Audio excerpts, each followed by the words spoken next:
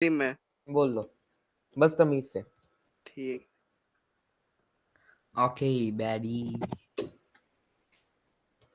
Start हो गई है स्ट्रीम।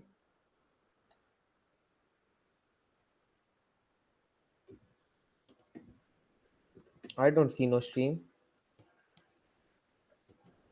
हो गई। लाइव तो लिख के आ रहे हैं इसमें। हो गई। हो गई। हो गई।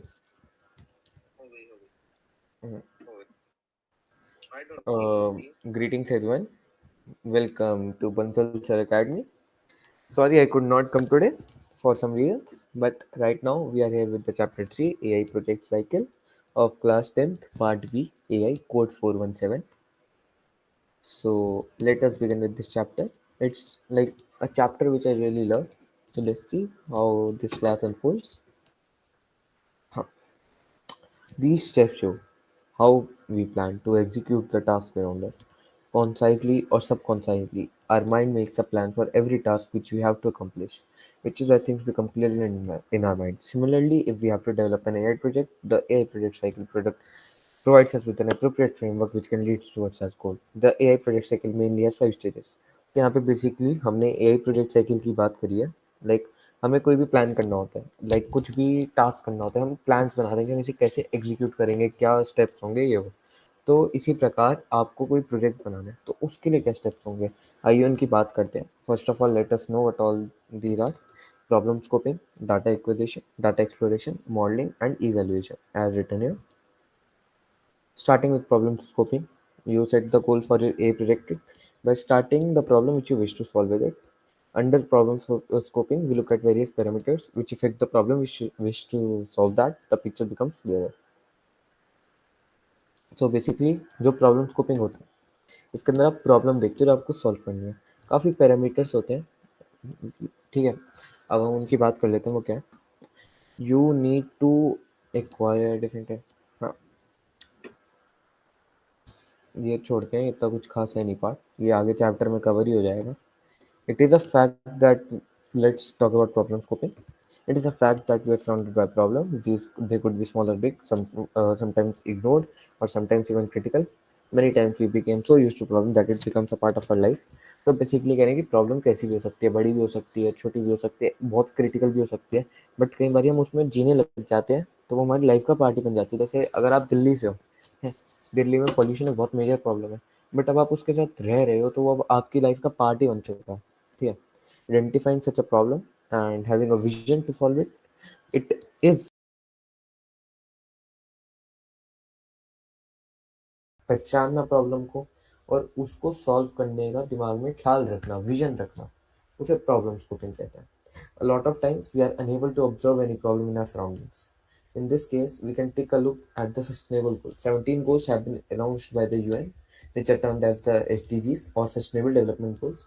The aim is to achieve these goals by the end of 2030. A pledge to do so has been taken by all the members of the United Nations.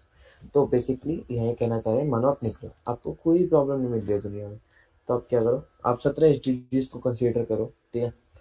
ये 17 गोल्स हैं, बेसिकली हमारे सस्टेनेबल डेवलपमेंट के goals हैं।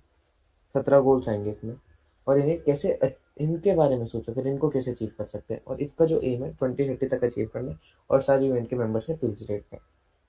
17 goals हैं, आपको याद करने हो तो 2-3 कर सकते हो। As you can see, many goals correspond to the problems which we might observe around us. You can see one should look for such problems and try to solve them, as this would make many lives better and help our country achieve this. Scoping a problem is not that easy, as we need to have a deeper understanding around it, that the picture becomes clear while we are working to solve it. Hence, we use the 4Ws problem canvas to solve it. So basically, ये कह रहे हैं कि problem को ढूंढना इतना आसान नहीं होता, हमें एक डीप अंडरस्टैंडिंग होनी चाहिए किसी प्रॉब्लम की।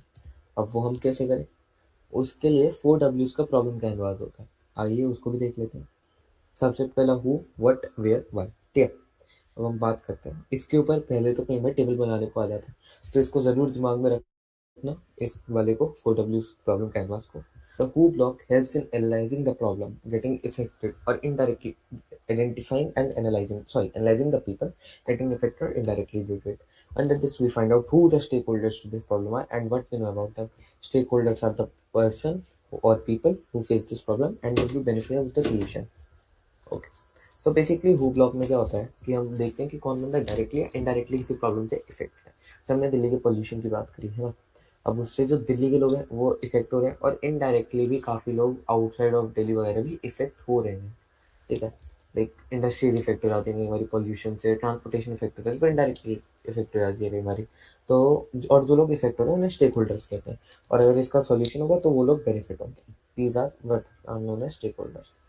तो ये डब्ल्यू का कैनवास है, वैसे मुझे इतना इंपॉर्टेंट लगता नहीं, but you can still look at it once. What under the word block you need to look what you have on hand at this stage. You need to determine the nature of the problem. What is the problem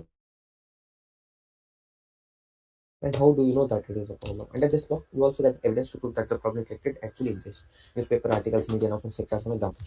तो basically आप word block में क्या करते हो कि आप problem को देखते हो कि क्या है प्रॉब्लम और क्या वो असलियत में प्रॉब्लम है, और वो असलियत में प्रॉब्लम है तो आप प्रूव कैसे करोगे। तो उसे प्रूव करने के लिए आप क्या यूज़ करोगे, तो आप न्यूज़पेपर आर्टिकल्स यूज़ कर सकते हो, मीडिया के स्टेटमेंट्स यूज़ कर सकते हो, अनाउंसमेंट्स यूज़ कर सकते हो। जैसे पोल्यूशन के लिए बहुत कि ऑडिट रूल आ चुका है, एक्सेट्रा एक्सेट्रा, इतने लोग इफेक्ट हो चुके हैं, लाइक AQI हो चुका है, तो वो सब आपका डाटा हो जाता है बेसिकली। ठीक है, अब where now that you know is associated with the problem and what is the problem actually, you need to focus on the context, situation, location of the problem.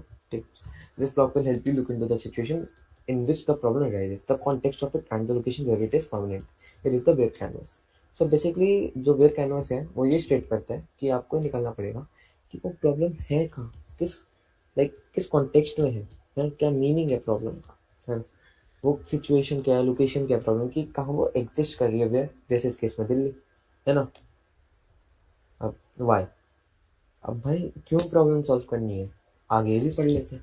You have finally listed down all major elements that affect the problem directly. Now it is convenient to understand who the people that would be benefited by the solution, what is to be solved, and where will the solution be deployed. These three canvas now become the base of why we need to solve this problem. Thus, in the why canvas, you think about the benefits that the stakeholders would get from the solution, how it will benefit as them as well as society. तो आप यहाँ basically सोचते हैं क्यों solve करनी है, solve किस लिए करनी है, क्योंकि बेनिफिट होगा।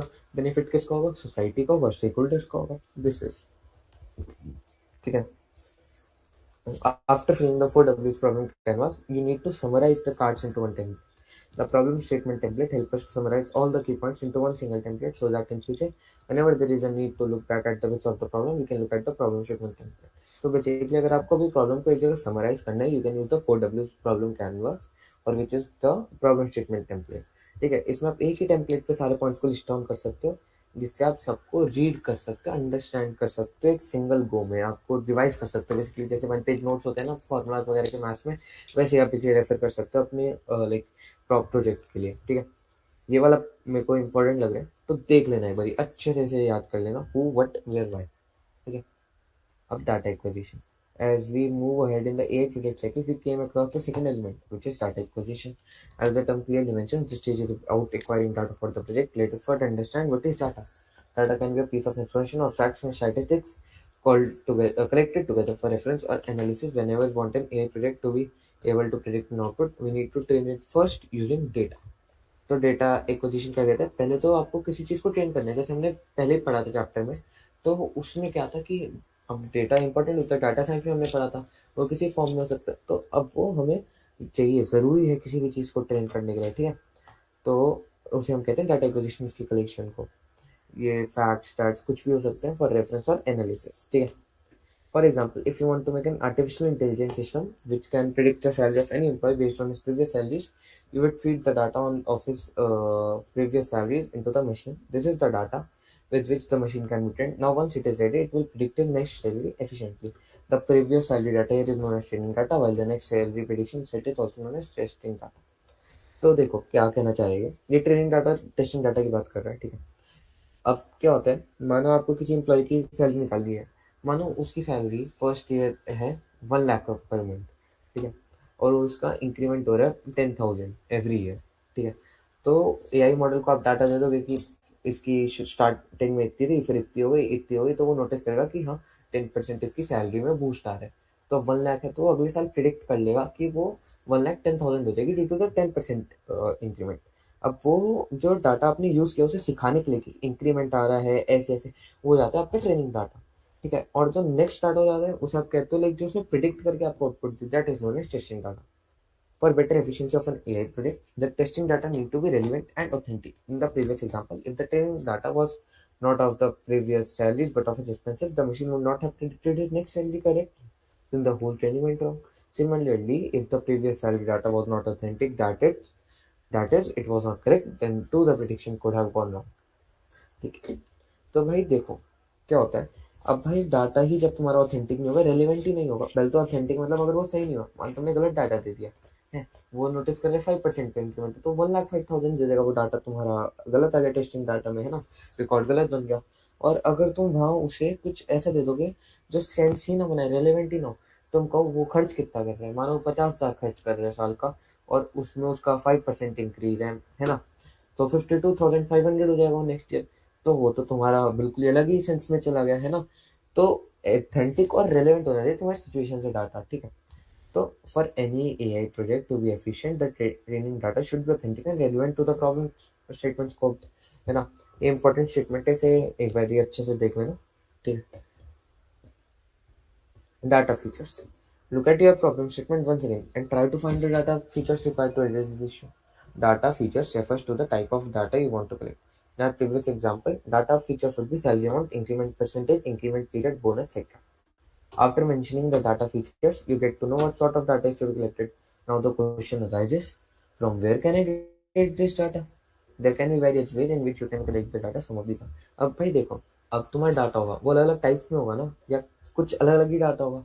तो उस केस में क्या था डाटा, सैलरी अमाउंट था, इंक्रीमेंट परसेंटेज था, इंक्रीमेंट पीरियड था, बोनस था, एसेट्रा था, ठीक है। अब इस केस अब हम बात करने वाले हैं अलग अलग टाइप्स ऑफ दीज, ठीक है। सर्वेज हो गए, ठीक है, सर्वेज करते हैं गूगल मीट वगैरह पे, जिससे एक आइडिया, वेब स्क्रैपिंग आप सर्च करते हो, इंटरनेट पे फाइंड आउट करते हो। सेंसर्स, आप अलग अलग सेंसर्स का यूज करते हो अलग अलग एरिया में, जिससे आप लोग की मूवमेंट वगैरह का आइडिया लग जाता है। ट्रैफिक में यूज कर सकते हो, पॉल्यूशन के लिए यूज होते हैं सेंसर वगैरह, एक्सेट्रा। कैमरास कैमरास लगे हुए होते हैं, ठीक है, तो बेसिक है, इसको समझाने की जरूरत नहीं है। ऑब्जर्वेशंस लाइक आप ऑब्जर्व करते हो, ट्रेंड ऑब्जर्व करते हो, है ना। अब मानो कोई क्लोथिंग ब्रांड है, वो ऑब्जर्व करेगा कि ट्रेंड किस हिसाब से चेंज हो रहा है, बैगी क्लोथ्स हैं, आपके ओवर साइज फिट है, ये वो, ठीक है। और एपीआई एप्लीकेशन प्रोग्राम इंटरफेस, इसमें आपको मैं चैट जीपीटी का डाटा देके बताता हूँ। सो बेसिकली चैट जीपीटी की एपीआई की होती है, if you know about it. तो उसका आप जो होता है उसका डाटा बेस यूज कर सकते हो अपने प्रोडक्ट में, by paying some of its amount, ठीक है। तो API is you are taking the help of the product in your product by paying them, or sometimes it is it depends, ठीक है। Its full form is application program interface. Sometimes you use the internet and try to acquire data for a project from some random websites. Such data might not be authentic as its accuracy cannot be proved. Due to this, it becomes necessary to find a reliable source of data from where some authentic information can be taken. At the same time, we should keep in mind that the data which we collect is open source and not someone's property. Extracting private data can be an offense. One of the most reliable and authentic source of information are the open source websites hosted by the government. These government portals have general information collected in suitable format which can be downloaded easily and used wisely, which can be downloaded and used wisely, ठीक है। तो देखो क्या होता है, अब तुम्हारा जो डाटा है वो रिलायबल तो होना चाहिए, ऑथेंटिक, ठीक तो होना चाहिए। अब भाई रैंडम वेबसाइट्स है, अब इतना तो फैक्ट चेक होता नहीं कि इतनी करोड़ों वेबसाइट्स है ना, अब हर किसी पे फैक्ट चेक तो होता नहीं। अब किसी वेबसाइट पे मानो गलत डाटा दे रखा है कि AQI कम है, इतना नहीं है, तब तुम उसे यूज नहीं कर सकते ना फीड करने के लिए। वैसे ही अब जो आपका डेटा है, मानो किसी ने पर्सनल अपना डेटा पब्लिश किया है, रिसर्च करी है खूब, है ना, मानो किसी बिजनेसमैन के ऊपर रिसर्च हुई है ना, लाइक उसकी कंपनी ने रिसर्च करी है बेसिकली बिजनेसमैन की किसी चीज पे, है ना। और वो डाले कि मानो पॉल्यूशन क्यों है, कार्स के हैवी उसकी वजह से, किस वजह से वो बढ़ रहे हैं ट्रेंड वगैरह, उसने अपना पर्सनल पब्लिश किया, उसका प्राइवेट है वो, उसके ट्रेड मार्क है, उस पर कॉपीराइट है उसका। अब आप उसे यूज करोगे, वो तो भाई इलीगल है ना। आप किसी की प्राइवेट प्रॉपर्टी को आप वो कर रहे हो, लाइक एक्सप्लॉइट कर रहे हो, तो वो ऑफेंस में आ जाता है एक्सट्रैक्टिंग प्राइवेट डाटा। अब ऑथेंटिक और रिलायबल सोर्स क्या होगा जिससे जो ऑफेंस भी ना हो, लीगल हो। तो देखो गवर्नमेंट वेबसाइट्स है, दे वुड बी करेक्ट, ठीक है। तो आप गवर्नमेंट पोर्टल्स का यूज करो, जैसे कि यहाँ लिखे हुए हैं, देखो data.gov.in, india.gov.in, ठीक है। एक सेकंड दो, यस, वेट सेकंड, एपीआई से फिर से, अच्छा मतलब एपीआई से फिर से, ठीक है। तो एपीआई क्या होता है? एपीआई मानो, मैंने अभी चैट जीपीटी का एग्जांपल दिया था, मैं वापसी समझा देता हूँ। तो बेसिकली आप मानो चैट जीपीटी है, ठीक है। अब चैट जीपीटी की अपनी एक एपीआई की होती है, some of you might know about it, some of you might not, but it is completely fine. तो वो एपीआई की का क्या होता है, मानो आपने कोई चैटबॉट डेवलप करने है ना, मानो आप XYZ कोई कंपनी हो, वहाँ आपको वो एपीआई की आप डाल सकते हो अपने किसी कस्टमर चैटबॉट के लिए, है ना। उसके लिए आप उन्हें कुछ पे कर दो। अब इट इज नॉट कंपल्सरी कि वो कैसे हो पार्टनरशिप में कुछ भी, but just for example imagine आप उन्हें पे करते हो, तो आप अब उनका डाटाबेस यूज कर रहे हो, उनकी टेक्नोलॉजी यूज कर रहे हो with the help of that key and using that in your own product, right. So that is an API और एपीआई, ठीक है, it is known as application program interface, ठीक है। अब हम बात कर रहे थे कि डाटा, अब जो डाटा होता है वो किसी भी रैंडम वेबसाइट से नहीं उठा सकते for two reasons. Basically it might not be authentic और it might be someone's private property, ठीक है।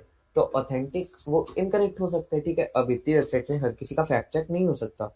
और लाइक प्राइवेट प्रॉपर्टी, अब किसी ने प्राइवेट अपनी रिसर्च पब्लिश करी है, आप उसे यूज करोगे, आप तो किसी की प्राइवेट प्रॉपर्टी एक्सप्लॉइट कर रहे हो ना, that is illegal, so it is an offence. तो आपको कहाँ से लो डाटा? पहले तो डाटा ओपन सोर्स होना चाहिए, ठीक है, वो सबसे इंपॉर्टेंट चीज। अब जो गवर्नमेंट का डाटा होता है that is open source and it would be reliable and authentic because it is hosted by the government, ठीक है। तो these government portals have information in suitable format which can be downloaded and used wisely, ठीक है। अब कुछ examples भी दे रखे हैं, data.gov, india.gov। I hope it's clear Nikunj Kwatra. I guess it is because I explained it right. It's fine. Let us go. Let us continue. Right. Just give me a second. Right. We are live. Sir, you don't provide the PDF of the material you are using. Wait a second. Oh, I'm so sorry. I did not open the chat right. What are you trying? Sir, you did not provide. Please do so. Okay. I will. Wait a second. I will provide it at the end of the stream in the description. Or wait a second. Uh, please paste the teams. Please my team, paste the link of this CBSE facilitator in the chat box. I request it to you. Yes, I hope so. You will paste it. I have sent it to you. Please do it as soon as possible. Right. Nightmare, you will find it whenever my team will do it. Right. Right. So data exploration. In the previous modules, you have set up the goal of your project and have also found ways to acquire data. While acquiring data, you must have noticed that the data is a complex entity. It is full of numbers, and if someone wants to make some sense out of it, they have to work some patterns out of it. For example, if you go to the library and pick up a random book, you first try to go through its content quickly by turning pages and by reading the description before borrowing it for yourself because it helps you in understanding if book is appropriate to your needs and interest or not. Thus, to analyze the data, you need to visualize in some user-friendly format so that you can quickly get a sense of the trends, relationships, and patterns contained within data. Define strategy for which models to use at a later stage. Communicate the same to others effectively. To visualize data, we can use various types of visual representations, right? So basically, data exploration में क्या होता है? You make sense of the data. Basically, data is very complex. अब मानो आपने बहुत सारा आपने डाटा इकट्ठा कर लिया, अब उसकी कुछ सेंस ही नहीं है, कोई डाटा कैसे है, कोई कैसे, तो आप बेसिकली उसकी सेंस बनाओगे ना कुछ। अब मानो आपने कोई बुक ली, अब उसके अंदर इतना सारा डाटा है, आप उसकी कुछ डिस्क्रिप्शन पढ़ोगे, कुछ पढ़ोगे जिससे आप सेंस बना सको कि हाँ, आप उसे एनालाइज करोगे कि ये मेरे लिए अप्रोप्रिएट फिट है या नहीं, तभी आप उसे बोरो करोगे, यूज करोगे। आपको अच्छी नहीं लगेगी, यू वोंट यूज इट। वैसे ही आप डाटा एक्सप्लोरेशन में क्या करते हो, आप जल्दी से सेंस बनाते हो कि क्या ट्रेंड चल रहे हैं, रिलेशनशिप चल रहे हैं, पैटर्न चल रहे हैं, है ना, और स्ट्रैटेजी बनाते हो बेसिकली, राइट।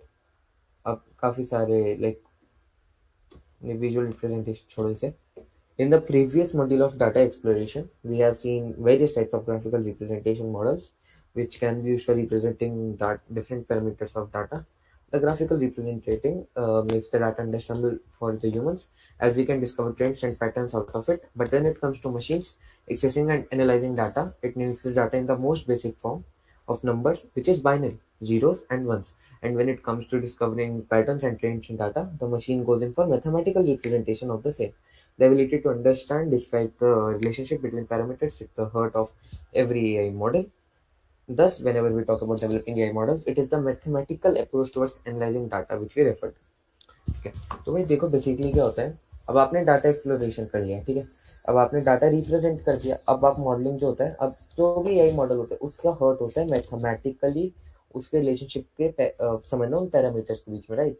तो अब जो मशीन होगा, पहले तो वो जीरोज एंड वंस में अंडरस्टैंड करती है, विच इज बाइनरी लैंग्वेज, ठीक है, तो वो अपने लिए सेंस बनाएगा डाटा की, है ना, फिर वो उस सेंस में अपने लिए पैटर्न ढूंढेगा सब, एंड उस हिसाब से वो वर्क अपॉन करेगा, ठीक है।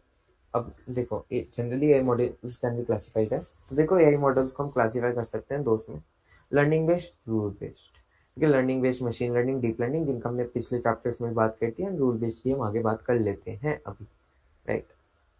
And let me check the chat box, the link has been, nightmare, I hope so the link has been pasted, let me check, right, just give me a minute, I hope so it would be pasted. Just a second, just a second, let me check. I guess it is pasted. Let me check. It would have been pasted. I guess it would take some time to load. Right. Let us continue with our topic. So the next topic is rule-based approach. Refers to the AI modeling where the rules are defined by the developer. The machine follows the rules or instructions developed mentioned by the developer and perform its steps accordingly. We have a data set which tells us about the conditions on the basis of which we can define if an elephant may be spotted or not while on safari. The parameters are outlook, temperature, humidity, and wind. लेकिन rule based में क्या होता है, आप कुछ parameter set कर देते हो, कुछ प्री डिफाइंड रूल्स होते हैं आपके जिसपे मशीन काम करती है, ठीक है। अब मानो आपको देखना है कि किसी जंगल में टाइगर आएगा नहीं आएगा, तो अब भाई देखो टाइगर आपको दिखे ना दिखे उसके कुछ पैरामीटर्स होंगे कि वहाँ का भी टेम्परेचर कैसा है, हवा कैसी चल रही है ना, तो उस हिसाब से टाइगर आएगा, ठीक है। ऐसी बात तो है नहीं कि आपको टाइगर किसी भी कंडीशन में मिल जाएगा। सो आप ऐसा सेट कर दोगे और फिर एआई मॉडल प्रिडिक्ट करके आपको बताएगा with help of its rule based approach whether you will find the tiger और नॉट, ठीक है। Now let's take various possibilities of these parameters and see in which case the elephant may be spotted and which case it might not. After looking through all the cases, we feed this data into the machine along with the rules which tell the machine all the possibilities. The machine trains on this data and now is ready to be tested. While testing the machine, we tell the machine that outlook is equals to overcast, temperature is equals to normal, humidity is equal to normal, and wind is equal to 3. On the basis of this testing data set, now the machine will be able to tell if the elephant has been spotted before or not and will display the prediction to us. This is known as a rule-based approach because we fed data along with rules to machine, and the machine after getting trained on them is now able to predict answer for the same, ठीक है। अब देखो क्या है,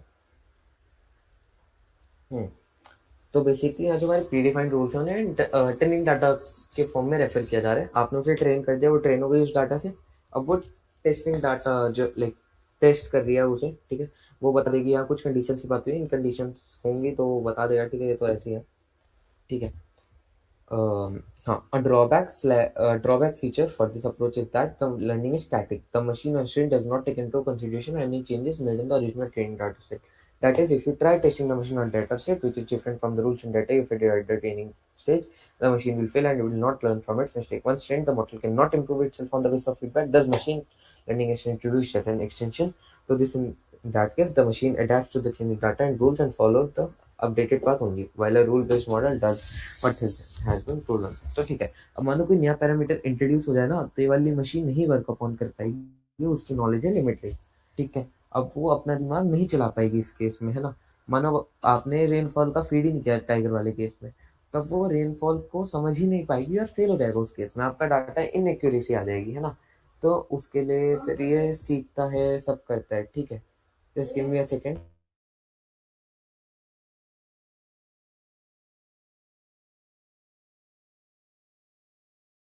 Yep, let us continue. Difference between training and testing data, we will do it. Just give me a minute.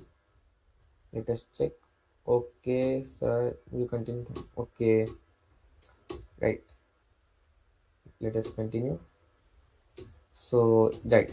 तो machine जो होती है वो उसी डाटा पे, ये तो हमने बात हो गई, स्टैटिक होती है बेसिकली। इसमें जो वो होती है, जो लाइक वो होती है आपकी ग्रोथ, वो स्टक रहती है, वो चेंज नहीं होती, ठीक है। तो इस केस में मशीन लर्निंग को एज एन एक्सटेंशन यूज करते हैं basically, as a extended route use करते हैं जिससे वो स्टेटिक ना रहे और अपडेट हो सके वो, ठीक है, नया अपनी गलतियों से सीख सके। इसके अंदर फीडबैक मैकेनिज्म नहीं होता रूल बेस्ड में, ठीक है। अब हम बात करते हैं difference between training and testing data as asked by Nikunj Kwatra. तो भाई ट्रेनिंग एंड टेस्टिंग डाटा में क्या होता है? ट्रेनिंग डाटा वो डाटा होता है जो आप मशीन में फेड करते हो, so to train it so that it can analyze and predict the pattern, analyze the patterns, and so that it can predict. And testing data is the data that you use to test whether the machine is providing accurate predictions or not. I hope it is clear. Hmm? Yes, it is very much clear. Okay. Yes, learning based approach refers to the AI modeling where the machine learns by itself under the learning based approach. Just give me a second. Let me check how much of it is left. I don't think so much. Let me check for the yes. Advanced Python is not there in syllabus, so don't worry about it. We will just skip that and move to the next chapter afterwards. Right. Refers to the AI modeling where the machine learns by itself. Under the learning based approach, the AI model gets trained on the data fed to it, and then it is able to design a model which is adaptive to the change in data. That is, if the model is trained with X type of data and the machine designs algorithm around it, the machine would modify itself according to the changes which occur in data so that all expectations are handled in this way. तो basically इस case में क्या होता है, मानो machine को आपने x type of data से ही ट्रेन किया है, बट कुछ मॉडिफिकेशन आ जाए तो मशीन अपने एल्गोरिथम को इस टाइप से मॉडिफाई कर लेती है कि हाँ, कि वो जो चेंजेस को हैं उनको ले सके अपने उसमें पैरामीटर्स में, और उस हिसाब से जो है एक्सपेक्ट कर सके, प्रिडिक्ट कर सके, है ना, और एक्यूरेसी मेंटेन कर सके. For example, suppose you have a data set comprising of 100 images of apples and banana each. These images depict apples and banana in various shapes and sizes. These images are then labeled as either apple or banana so that all apple images are labeled apple and all the banana images have banana as their label. Now the AI model is trained with this data set and the model is programmed in such a way that it can distinguish between an apple image and a banana image according to their features and can predict the level of any image which is fed to it if it is an apple or a banana. After training, the machine is now fed with testing data. Now the testing data might not have similar images as the one with the model has been trained.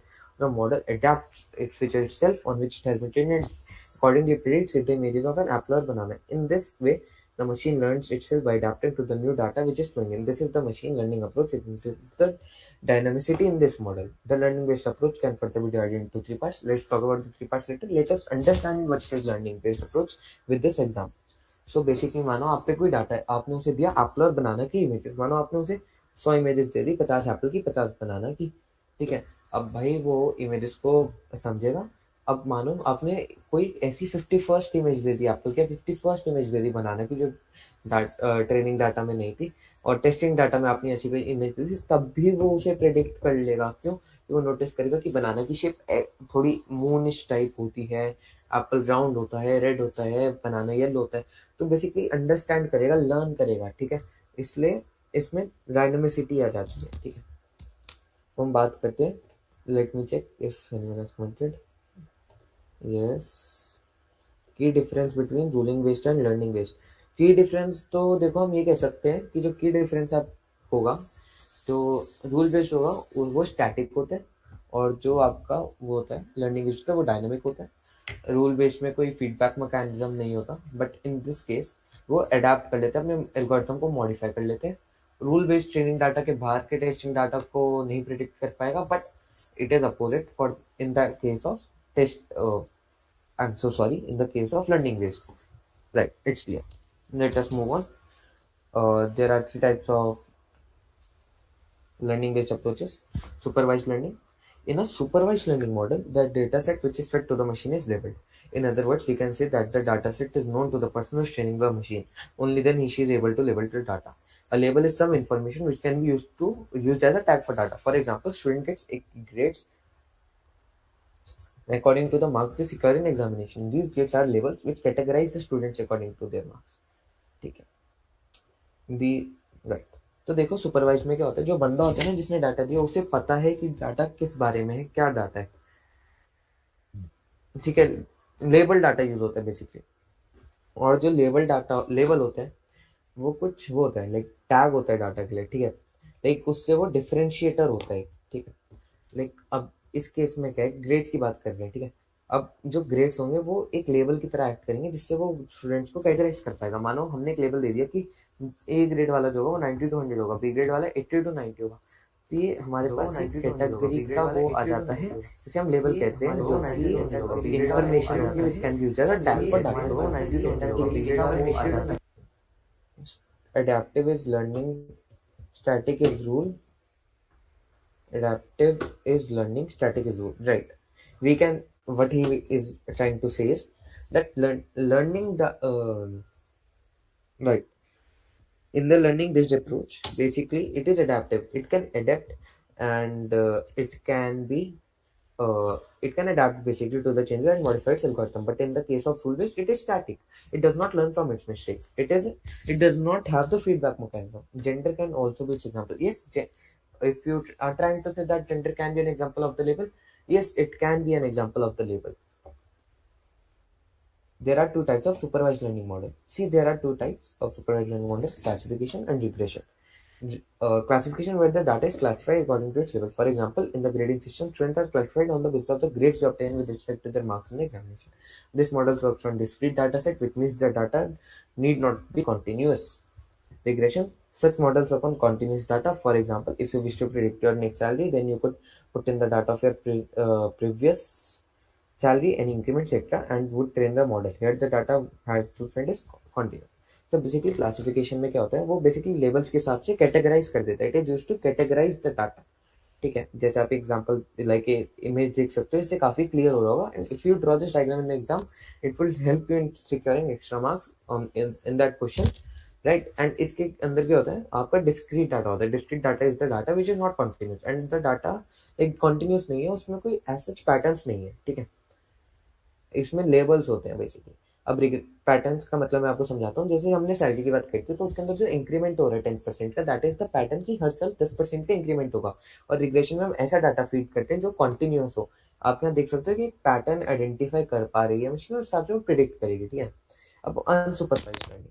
And unsupervised learning works on unlabeled data set. This means that the data which is fed to the machine is random, and there is a possibility that the person who is training the model does not have any information regarding it. The unsupervised learning models are used to identify uh, relationships, patterns, and trends out of the data which is fed into it. It helps the user understanding what the data is about and what are the major features identified by the machine learning. तो देखो, मानो कोई बहुत सारा data है, किसी को नहीं पता. देखो, देर इज अ पॉसिबिलिटी कि जिसने डाटा दिया है, जो डेवलपर है, उसे पता हो या ना पता हो. इस केस में वो क्या करता है, मशीन को डाटा देता है. कुछ लेवल वेबल नहीं होता, उसे मशीन के खुद का काम होता है कि वो आइडेंटिफाई करे कि क्या है डाटा, क्या नहीं. तो वो अपना डाटा आइडेंटिफाई करती है एंड यूजर को अंडरस्टैंड करती है कि डाटा किस बारे में है, और उसके जो एक मेजर फीचर्स हैं वो क्या होंगे.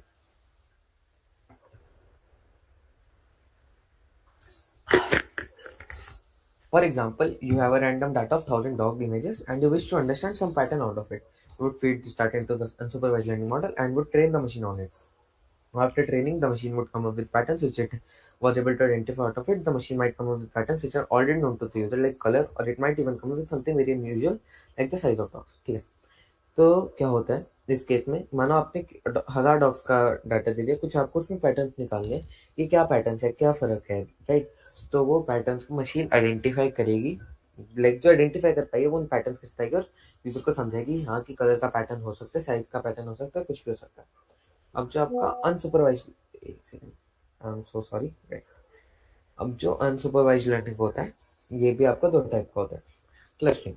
Clustering refers to the unsupervised data algorithm which can cluster the unknown data according to the patterns or trends identified out of it. The patterns observed might be the ones which are known to the developer, or it might even come with some unique patterns of it. ठीक है, तो basically क्या होता है clustering में जो होता है. ठीक है, तो हाँ, तो वो पैटर्न्स के हिसाब से उसे क्लस्टर कर देता है डाटा को, बेसिकली ग्रुपिंग कर देता है. हम ग्रुपिंग वर्ड का यूज कर सकते हैं which is easier to understand, कर देता है. ठीक है, और ये कुछ ऐसे पैटर्न्स दे सकते हैं जो यूजर को पता हो या ना पता हो. एंड जनरली एग्जाम में क्वेश्चन आता है difference between classification and clustering, तो वो आई होप आप कर ही लोगे, इतना बता दिया. ठीक है, डायमेंशनैलिटी रिडक्शन. ठीक है, we humans are able to visualize up to 3D dimensions, but only but according to a lot of theories and algorithms. there are various entities which exist beyond 3D. For example, in NLP or natural language processing, the words are considered to be n-dimensional entities, which means that we cannot visualize them as they exist beyond our vision. Hence, to make sense out of it, we need to reduce this dimension. Here, dimensionality reduced algorithm is used. ठीक है, तो basically लोग ये कहना चाह रहे हैं कि जो ह्यूमंस है वो एक 3D तक ही अंडरस्टैंड कर पाते हैं कोई में 3D में, and it is according to a lot of theory and algorithm only but according to, right. तो काफी सारी आइडेंटिटीज हैं जो 3 डायमेंशन के पार हैं, जैसे एनएलपी का हो गया, जो एनएलपी में डाटा होता है वो एन डायमेंशनल आइडेंटिटीज का होता है, तो उसकी सेंस बनाने के लिए हमको उसकी डायमेंशन को रिड्यूस करना होता है, और इस केस में डायमेंशनैलिटी रिडक्शन यूज होता है। As we reduce the dimension of an entity, the information which it contains starts getting distorted. For example, if we have a ball in our hand, it is 3 dimensional right now, but as soon as we click its picture, the data transforms to 2D as an image is a 2 dimensional entity. Now, as soon as we reduce one dimension, at least 50% of the information is lost. As now, we will not know about the back of the ball, whether the ball was of same color or at the back or not, or was it just hemisphere. If we reduce the dimension factor, more and more information gets lost. And to reduce the dimension and still be able to make sense out of the data, we use dimensionality reduction. तो basically कहते हैं कि जब dimensionality reduction उस case में भी जब आप किसी बॉल की पिक्चर लो, अब बॉल जब आप देखोगे सामने सामने it would be 3D, but आपने जब पिक ली आप उसकी बैक नहीं देख सकते, ठीक है, तो अब वो 2D बन जाती है उस केस में, है ना। तो उस केस में इंफॉर्मेशन लॉस्ट हो जाती है। अब आपको क्या पता पीछे सेम कलर था, आपको आपको क्या पता लगेगा पीछे कुछ और पैटर्न बनाओ, आगे कुछ और बनाओ, तो सारा डाटा लॉस्ट हो जाता है इसलिए। और hence to reduce the dimension I should be able to, हाँ, ये हमने बात करी है। अब evaluation, once a model has been trained and made and trained, it needs to be go through proper testing so that one can calculate the efficiency and performance of the model. Hence the model is tested with the help of testing data. ये तो समझ आ ही गया होगा, but still I will try to explain. तो क्या होता है इवेल्युएशन में जो होता है, ठीक है, मशीन को प्रॉपर टेस्टिंग भी तो चाहिए होती है, एक बार ही सब हो गया। अब उस केस में हम क्या हम काफी पैरामीटर्स होते हैं, उनका हम लास्ट चैप्टर में बात करेंगे, ठीक है। तो उनके हिसाब से प्रॉपर टेस्टिंग होती है जिससे हम एफिशिएंसी और परफॉर्मेंस ऑफ मॉडल निकाल पाते हैं, ठीक है।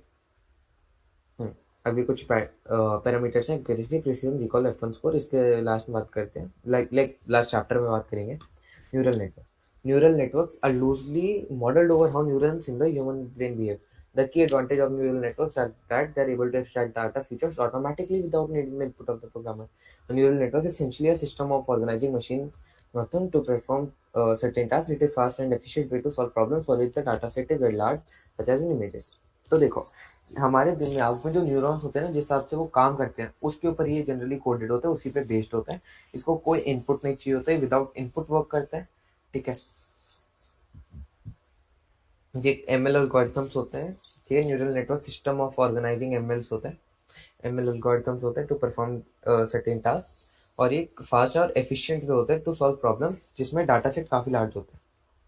As seen in the given figure, the larger neural networks tend to perform better with large amount of data, whereas the traditional machine learning algorithm stop improving after certain saturation point. तो भाई जो neural network होता है उसमें जितना ज़्यादा data हो वो उतना अच्छे से इम्प्रूव कर पाएगा, है ना। जैसे आप यहाँ देखो लार्ज न्यूरल नेटवर्क है तो ज़्यादा इम्प्रूव कर पा रहे due to large amount of data, medium is there like a lower slope, and the small one has even smaller slope, and traditional one reached a saturation point and it has stopped growing, right, as seen in the given figure, the right। अब ये देखो neural networks काम कैसे करते हैं। क्या होता है, यहाँ इनपुट लेयर होती है, डेटा होता है जो, ठीक है। अब यहाँ प्रोसेसिंग होती है एंड इसके अंदर लाइक हिडन नोड्स भी होती हैं, लाइक हिडन रूल्स होते हैं, ठीक है। ये एल्गोरिथम से जाएगा, हिडन रूल से जाएगा और आंसर आ जाएंगे विच इज द इनपुट। इसमें नहीं दे रखा है डायग्राम, ठीक है, no worries. This is a representation of how neural networks work. A neural network is divided into multiple layers and each layer is further divided into several blocks called nodes. Each node has its own task to accomplish which is then passed to the next layer. तो क्या होता है neural network में काफी सारे layers में develop like बन जाते हैं, जैसे input layer, processing layer, hidden layer, output layer, etcetera. तो अब जो लेयर्स के अंदर जो डिफरेंट ब्लॉक्स होते हैं उन्हें नोड्स कह देते हैं, ठीक है। Each node has its own task to accomplish which is then pass to the next layer. तो अपना अपना टास्क करते हैं एक एक नोड और फिर नेक्स्ट लेयर में पास ऑन कर देता है। तो first layer of the neural network is known as the input layer, जहाँ डाटा जाएगा input layer, the job of an input layer is to acquire data and feed it to the neural network. तो वो data लेते हैं, आगे neural network में भेजता है। नो प्रोसेसिंग अकर्स, कोई प्रोसेसिंग नहीं होती स्टेज पे। Next to it are the hidden layers. Hidden layers are the layers in which the whole processing take place. तो हिडन लेयर्स जो होती है उनमें सारी प्रोसेसिंग होती है, ठीक है। This their name essentially means that these layers are hidden and are not visible to the user. तो मानो आपने को चैट जीपीटी वगैरह से पूछा, आपने इनपुट दिया, आपका आउटपुट आएगा, बट आपको नहीं पता उसके पीछे क्या प्रोसेसिंग है, वो हिडन हो गया, इसलिए से हिडन लेयर भी कहते हैं। Each node of these hidden layers has its own machine ML algorithm which it executes from the data received from the input layer। तो इसमें मशीन लर्निंग एल्गोरिथम्स होते हैं जो वो यूज करके, ठीक है, जिससे वो आउटपुट दे पाती है। The processed output is then fit to the subsequent hidden layer of the network, ठीक है। अब जो प्रोसेस्ड आउटपुट होता है वो आगे भेज दिया जाता है। There can be multiple hidden layers in neural network system and their number depends upon the complexity of the function for which the network has been configured, ठीक है। अब भाई उसका जो लेवल है, नेटवर्क का मॉडल का जो लेवल है, कॉम्प्लेक्सिटी है, फंक्शन है जिसके लिए उसे बनाया गया है, उस हिसाब से उस नंबर की होती है। अगर ज्यादा कॉम्प्लेक्स है ज्यादा नंबर ऑफ हिडन लेयर्स होगी, और कम है तो कम हिडन लेयर्स को कॉन्फ़िगर करा जाएगा। Also, the number of nodes in each layer can vary accordingly. The last hidden layer passes the final processed data to the output layer, which then gives it to the user as a final product। अब जो number of nodes होंगे each layer में वो भी vary करेंगे according to the level of its function, ठीक है। और जो लास्ट वाली हिडन लेयर होती है वो डाटा को जस्ट ट्रांसफर कर देती है, प्रोसेस डाटा को, फाइनल डाटा को, similar to the in. Yes, yes, YouTube doubts. Okay, let us complete this topic and then we will go, as the chapter would be completed after this। Also the process of nodes, all right, similar to the input layer, output layer too does not process the data which it acquires। तो output layer में भी कोई processing होती है, वो दे देती है, ठीक है। और it is meant for user interface, right. UI होता है बेसिकली सिंपल। अब यहाँ कुछ फीचर्स हैं, ये भी आ जाते हैं, तो ये हमने पहले बात कर ली है, but still you can read it once to revise. Let us see the doubts first here। Sir, please explain difference between discrete and continuous data। How can gender be a learning based though? Okay, देखो gender based जैसे learning based हो सकता है, मानो आपने काफी सारा data दे दिया, अब वो आइडेंटिफाई करेगा क्या चेंजेस हैं। जैसे गर्ल्स में जनरली लॉन्ग हेयर होते हैं, बॉयज में जनरली शॉर्ट हेयर होते हैं, ठीक है। वो हाइट डिफरेंस एनालाइज करेगा, तो ऐसे लर्न कर करके उस पर काम करेगा। तो इस केस में वो लर्निंग बेस्ड में जा सकता है। और difference between discrete and continuous data, discrete में बेसिकली कैटेगरी हो जाती है, लाइक ग्रेड्स की, लाइक मानो बॉय एंड गर्ल की बात हो गई, वो डिस्क्रीट डाटा में आ गए कि आपने उसे डिस्क्रीट कर दिया सीधा सीधा। इसमें कोई ऐसा वो नहीं होता कि हाँ इससे आप नेक्स्ट कुछ नहीं निकाल सकते, बट ज्यादा अच्छे से समझ आएगा। मैं आपको कॉन्टिन्यूस का अगर एग्जांपल दूं, कॉन्टिन्यूस को हो गया, जैसे सैलरी की बात हो गई। अब सैलरी में पैटर्न था, जैसे हमने बात की 10% इंक्रीमेंट की, तो कॉन्टिन्यूस हो गया। क्यों? क्योंकि आप उसका अगला स्टेप निकाल सकते हो। डिस्क्रीट में तो आप कैटेगराइज ही करोगे ना सिर्फ।